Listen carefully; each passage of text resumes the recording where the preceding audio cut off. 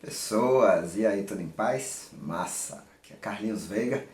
Hoje é quarta-feira, a gente vai trabalhar um pouco de harmonia e eu quero aproveitar para fazer a correção de um exercício que eu passei na minha lista do Telegram, tá? Da mesma forma que aqui no YouTube eu promovo diariamente material para o pessoal estudar, existe uma lista no Telegram também que a cada dia a gente tem uma programação com exercícios os mais variados possíveis. Então eu quero compartilhar essa tela aí que foi do último exercício de harmonia que eu passei para a turma, que foi segunda-feira passada. E o exercício é assim, aparece aí um podcast, certo? Para a pessoa ouvir. Nesse da harmonia, né, eu faço uma progressão harmônica e coloco nesse tipo de exercício, né, que é o da harmonia, eu faço a progressão harmônica, eu toco a progressão harmônica e coloco uma enquete para as pessoas responderem o que elas acham que está correto. E nesse especificamente eu vi que teve muita gente respondendo as mais diversas opções. E aí eu vou aqui entrar justamente para explicar por que aquela opção ali, que é a letra B, que é a correta, é a única que faz sentido ali, logo no segundo acorde, a gente já percebe. Então repara, ó, você vê aí que tem algumas opções, né, de progressões harmônicas, mas somente uma delas, que é a letra B, tem o caminho que sai da tônica e o baixo desce para sensível e depois desce para submediante, ou seja, 8, 7, 6. Somente a letra B tem isso. Pô, Carlinhos, mas eu não percebi isso na progressão harmônica lá do podcast. Repara, a gente estava em Fá maior, certo? E o baixo depois ele desceu para a nota Mi. Ó. Então o que é que eu digo? Por isso que eu digo, é sempre muito importante você começar a perceber os baixos. Não apenas por esse tipo de coisa assim, mas porque os baixos trabalham inversões de acordes, certo? E às vezes com inversões de acorde você dá uma vida ao arranjo. Às vezes o arranjo está naquela repetição ali, alguns acordes, né, que ficam se repetindo, mas quando você coloca um acorde diferente ou às vezes uma inversão de acorde, dá um contraste tão interessante que seu arranjo ganha um brilho, certo? Então repara, o que eu toquei no podcast aí foi o seguinte: primeiro grau, que foi Fá maior, depois eu toquei esse acorde aqui, certo? Depois veio esse cara aqui, beleza? Depois veio esse cara aqui, depois esse e finalmente esse, ok? Então olha o que acontece, percebe o baixo? Eu gosto muito de cantar, por isso que eu sempre digo, ó, pratique o solfejo, cante os graus, diga o nome da nota, vá cantando.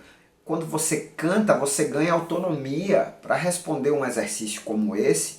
A pessoa que canta e que está pensando, resolve numa boa. Tem gente que ainda não consegue, não tem essa autonomia e vai precisar de ir para o instrumento, para tocar. E tá tudo certo. Mas a pessoa que ainda está precisando do instrumento, encare isso como uma etapa. Tá? Não fique sempre nessa dependência. Pense, é o que eu digo, se a gente ouve, a gente pensa, a gente ganha essa autonomia. Então ao baixo o que é que faz?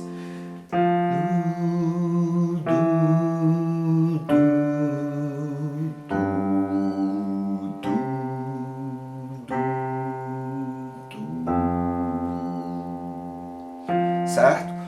8, 7, 6, 2, 5, 5, 1. Ok? Então o que acontece? Quando você olha aí na enquete, só tem essa possibilidade para esse caminho do baixo que eu estou mostrando. As outras todas têm o baixo saindo do primeiro grau, indo para o terceiro grau, saindo do primeiro grau, indo para o sexto grau, o baixo, eu estou falando o baixo, tá? Em termos de acordes, o que é que eu tenho aí? Tônica, dominante na primeira inversão, subdominante na primeira inversão, sobretônica, tem gente que chama de supertônica e tá valendo também. Aqui eu tô com a tônica na segunda inversão, depois dominante e resolvo na tônica. Esses nomes que eu usei agora são os nomes dos graus da escala diatônica. Então o que você tem que prestar atenção? Eu aqui estou trabalhando em Fá maior. Quando eu amarro essas coisas, que eu digo que eu estou na tônica, na tonalidade de Fá maior, eu estou dizendo que a minha tônica é o Fá maior. Quem é a dominante? É o quinto grau, ou seja, em Fá maior é o Dó maior, certo? É o acorde de Dó maior, na tonalidade de Fá maior. Quem é a subdominante? É o Si bemol maior, que é o quarto grau. Olha quanta coisa tem aí para a gente pensar, para a gente aprender e para a gente associar. O que eu defendo é isso, é que a gente tem que ouvir, a gente tem que pensar. Quando a gente pensa e quando a gente vai tocar, a gente começa a fazer essa associação. E aí a gente ganha a autonomia que eu defendo, certo? Aqui nos tutoriais em música você tem muito material. Não somente aqui no YouTube, o YouTube é uma via, tem a lista exclusiva, tem a lista do Telegram, tem os cursos no Hotmart, todos esses links estão aqui embaixo, certo? São 10 anos de produção de material, de percepção e teoria musical. E não para, certo? Não pode parar, por quê? Porque o país precisa disso, a sociedade precisa disso. A gente precisa colocar as pessoas que estão fazendo música já para pensar e aquelas que estão gostando, né, que estão querendo começar a fazer música, essas sim, as crianças, os jovens, elas precisam de mais informação, de mais material de qualidade para trabalhar.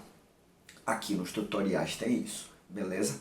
Então se você quiser participar de qualquer uma dessas linhas de trabalho que eu falei aí, os links estão abaixo. Telegram, Instagram, Facebook, tudo isso tem.